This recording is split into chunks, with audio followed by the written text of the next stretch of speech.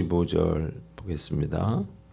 열왕기상 2장 13절로 25절 말씀 우리 한 목소리로 봉독하겠습니다. 시작. 학기세 아들 아도니아가 솔로몬의 어머니 밧세바에게 나아온지라. 밧세바가 이르되 내가 화평한 목적으로 왔느냐. 대답하되 화평한 목적이니이다. 또 이르되 내가 말씀드릴 일이 있나이다. 밧세바가 이르되 말하라.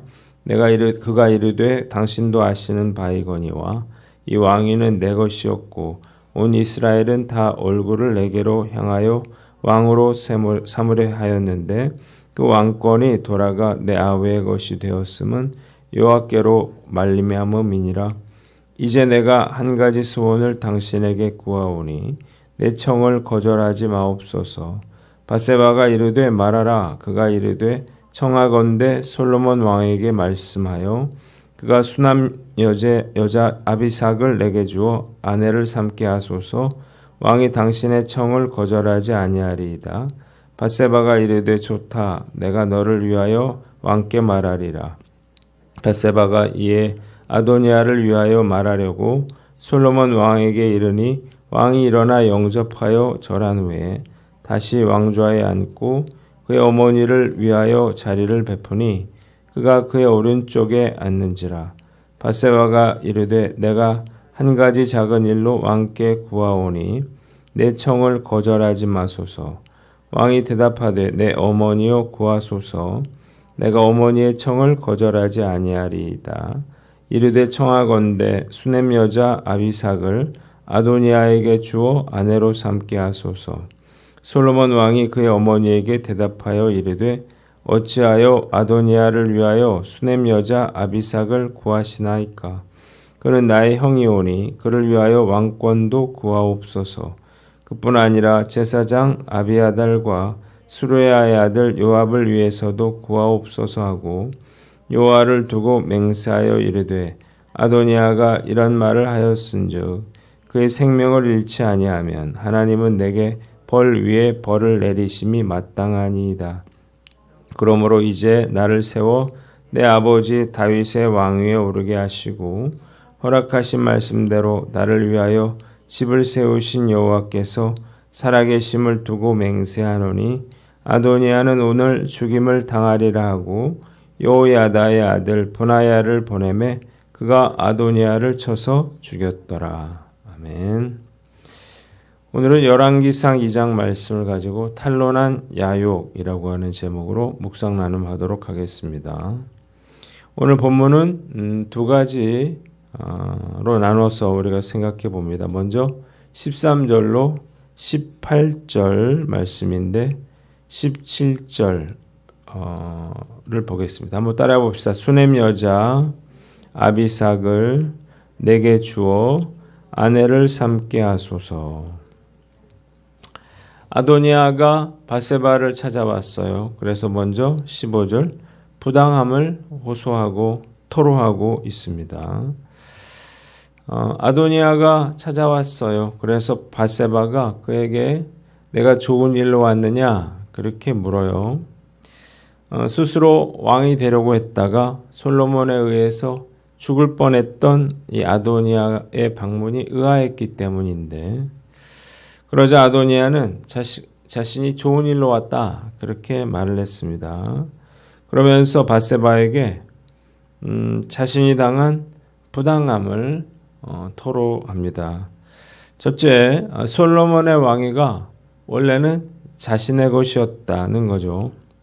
자, 이 말은 무슨 말입니까? 솔로몬의 왕위가 정당하지 않다는 건데 그가 이렇게 생각한 이유가 무엇인가요? 자기가 장자거든요. 그러니까 왕위는 장자인 자신이 물려받아야 되는데 솔로몬이 불법적으로 자신의 왕위를 가로챘다는 거예요.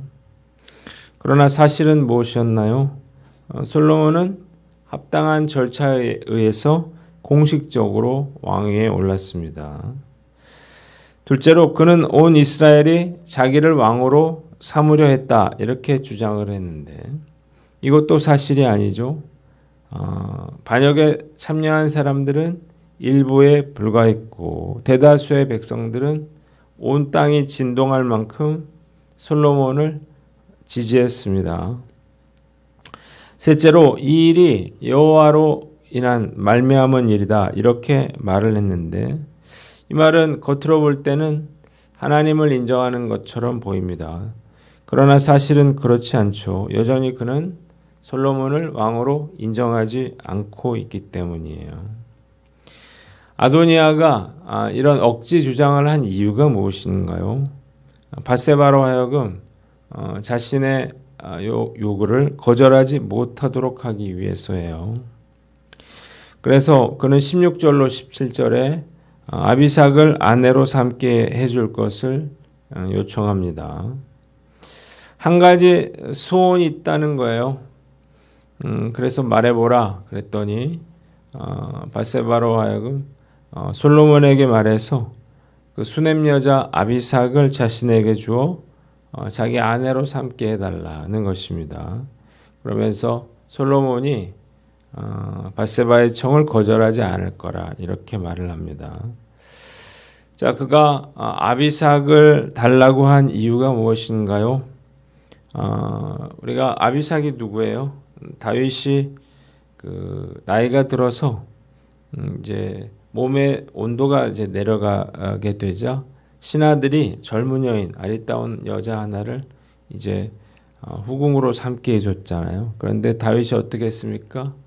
이 아비삭과 동침하지 않았었죠. 아도니아가 이 아비삭을 원했던 건 그녀의 미모 때문이 아니었습니다. 왕위를 노리는 그런 행동이었죠. 아비삭은 다윗과 동침하지는 않았지만 다윗의 후궁으로 이렇게 간주됐는데 이 당시 고대 근동에서는 선왕의 첩을 아내로 삼음으로 후왕이 자신의 왕위를 인정받는 그러한 관습이 있었습니다. 그래서 그 압살롬도 어떻게 했습니까? 백주대낮에 다윗의 후궁들과 동침을 했죠. 아도니아도 아비삭을 달라 이렇게 말하고 있는 것입니다.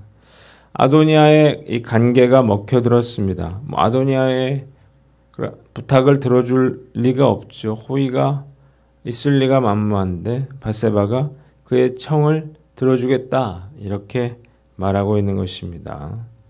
한번 따라해 봅시다. 탐욕에 마음을 빼앗기지 말라.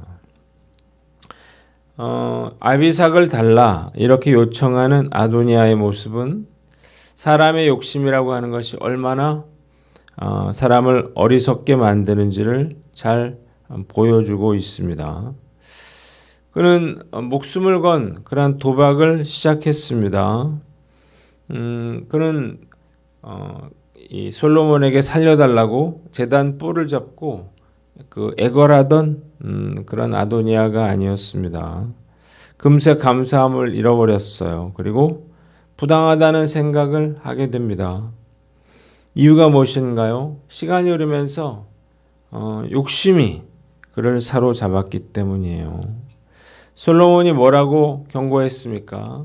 악한 일이 보이면 반드시 죽을 것이다. 이렇게 경고했는데 욕심에 눈이 가리워졌어요. 그래서 이런 무모한 일을 벌이고 있는 것입니다. 야고보서 1장 15절에 욕심이 잉태한 즉 죄를 낳고 죄가 장성한 즉 사망을 낳느니라 그렇게 말을 했습니다. 욕심에 사로잡히면 사망에 이르게 된다. 죽는다는 것입니다. 욕심에 눈먼 아도니아는 자신이 얼마나 무모한 행동을 하고 있는지 인식하지 못한 채 스스로 죽음을 자초하고 있습니다. 우리가 탐욕에 사로잡히지 않도록 우리가 늘 조심해야 됩니다. 욕심은 사람의 눈과 마음을 이렇게 어둡게 만들어서 아주 단순하고 분명한 일조차 우리가 생각하지 못하게 만드는 거죠. 그래서 얼마나 많은 사람들이 탐욕으로 인해서 자신의 인생을 망쳤는지 몰라요. 우리 안에도 이 탐욕이 버젓이 살아있다는 사실을 아셔야 됩니다. 그래서 기회가 주어지기만 하면 얼마든지 활활 타오를 수 있다는 사실을 알아야 한다는 거예요. 탐욕에 눈이 멀면 결국은 죽을 수도 있다라고 하는 사실을 알고 늘 깨어 마음을 다스리는 저와 여러분들 되시기를 주님의 이름으로 축원합니다. 두 번째는 곡해하지 말아라는 것입니다. 한번 따라해 봅시다. 곡해하지 말라. 말씀을 묵상하면서 이 아도니아의 말이 참 간교하다 이런 생각이 듭니다. 사실이 아닌 것을 교묘하게 사실인 것처럼 그렇게 곡해해서 말하고 있습니다. 이유가 무엇인가요? 자기의 억울함을 부각시켜서 원하는 것을 얻어내려고 하는 건데 이런 일을 당하면 대단히 불쾌하죠. 왜냐하면 이게 사실이 아니기 때문인데 제 딸이 어렸을 적에 이런 식으로 그 상황을 곡해해서 제가 불같이 화를 낸 적이 있었어요. 마치 자기가 억울한 일을 당한 것처럼 그렇게 말했기 때문인데 제가 그래서 조목조목 사실을 따졌습니다. 그러자 딸이 저에게 미안하다 이렇게 말을 했는데 지난주에 나는 솔로라고 하는 프로에서 한 출연자가 사실이 아닌 이야기를 사실처럼 말했다가 대단히 곤란한 상황에 처하게 된 것을 봤습니다. 시청자들은 정확히 상황을 볼 수 있었는데 그것은 자료 화면이 있잖아요. 자기가 한 말이 있잖아요. 상황을 보여준다고요. 습관적으로 이렇게 사실이 아닌 것을 묘하게 이렇게 꼬아서 곡해해서 말하는 사람들이 있는데 정말 피곤한 사람들이고 상종하지 못할 그런 사람들이에요. 문제는 뭐냐면 CCTV가 있지 않는 한 이걸 CCTV를 가리기가 어렵고 또 가린다 한들 이 사람들이 이걸 받아들이지 않으려 하는 거죠. 자, 그러나 하나님께서 모든 것을 다 보고 계신다는 사실을 알아야 합니다. 그래서 결국 아도니아는 죽게 되는 거죠. 얼마든지 우리도 이럴 수가 있습니다. 나에게 유리한 것은 과장되게 말하고요. 나한테 불리한 것은 축소하거나 왜곡해서 내가 그럴 수밖에 없었다는 식으로 나 때문이 아니라 다른 사람 때문이다 이렇게 엎어 씌울 수가 있다는 거예요. 자, 오늘 나는 어떤가 살펴보셔야 됩니다. 우리 안에 이렇게 뿌리 깊은 죄성이 있기 때문에 나도 모르게 이렇게 할 수 있는 것입니다. 또한 상대방의 말도 이렇게 왜곡해서 받아들여서는 안 되겠죠. 그런 의도로 말한 게 아닌데 그걸 곡해해서 마치 자기가 억울한 것처럼 부당한 일을 당한 것처럼 그렇게 얼마든지 말할 수 있겠다는 거예요. 오늘 난 어떤가요? 중요한 건 팩트죠. 사실만 보는 것입니다. 오늘 말씀 앞에서 왜곡해서 내가 생각하지 않고 또 왜곡해서 받아들이지 않도록 여러분들이 늘 깨어있는 저와 여러분들 되시기를 주님의 이름으로 축원합니다. 두 번째 본문은 18절로 25절인데 24절에 나와 있죠. 한번 따라해 봅시다. 아도니아는 오늘 죽임을 당하리라. 자, 아도니아가 아비삭을 달라고 부탁한 이유가 애정 문제라고 밧세바는 생각한 거예요. 결혼도 못하고 있는데 그 아비삭이 예쁘니까 달라고 하는 거겠지. 이렇게 생각한 밧세바가 솔로몬을 찾아가서 부탁을 해요. 아비삭을 아도니아에게 줘라. 그러자 솔로몬이 분노했죠. 이 아도니아의 음모를 금세 파악했기 때문이에요. 솔로몬은 밧세바에게 차라리 아도니아에게 자신의 왕권도 내주라 이렇게 말하지 그러시냐 이러면서 어머니의 둔감함을 질타했습니다. 그리고 이전에 그가 아도니아의 반역죄를 용서해 주면서 한 말, 곧 악한 것이 보이면 죽으리라고 한 그러한 경고대로 그는 맹세를 해요. 여호와의 살아계심을 두고 아도니아를 죽이겠다. 그래서 분하야를 보내서 아도니아를 쳐 죽이게 됩니다. 솔로몬이 아도니아를 처형한 것은 사적인 감정 때문이 아니었습니다. 이스라엘의 평화를 지켜야 할 왕으로서의 정당한 그러한 분노였고 하나님의 의로우신 판단에 대한 순종이었습니다. 자, 1차 경고를 했어요. 그럼에도 불구하고 또다시 반역을 도모한 아도니아의 죄는 엄중하게 다스려져야만 했습니다. 솔로몬이 자기 형 아도니아를 처형한 사건은 불행한 일이지만 그러나 정당했고 결과적으로 선을 이루었다는 것입니다. 한번 따라해 봅시다. 사사로운 감정에 얽매이지 말라. 말씀을 묵상하면서 우리가 공과 사에 대해서 생각해 보게 됩니다. 솔로몬이 만일 왕이 아니었더라면 용서해 줄 수도 있었겠죠. 그러나 솔로몬은 그냥 왕이 아니고 신정 국가의 왕이었습니다. 때문에 이 이스라엘은 하나님의 뜻대로 통치되어야만 했어요.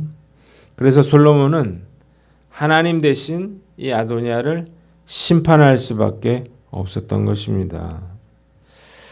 공적인 자리에 있다면 사사로운 그런 감정에 결코 얽매여서는 안 될 것입니다. 철저하게 공과 사를 구별해야만 하겠죠. 자, 사사로운 인정보다 정의를 앞세우고 사적인 관계보다 하나님의 판단을 더 의식해야 하는 것입니다. 오늘 나는 어떤가 한번 살펴보고 우리가 그런 공직에 있지는 않더라 하더라도 우리가 이런 공과 사를 가리겠다고 하는 그 마음만은 분명하게 가지고 있어야 할 거예요. 오늘 나는 어떤가 살펴보고 공과 사를 잘 분별하고 하나님의 뜻을 실현하여 공의를 구현하는 저와 여러분들 되시기를 주님의 이름으로 축원합니다. 기도하겠습니다.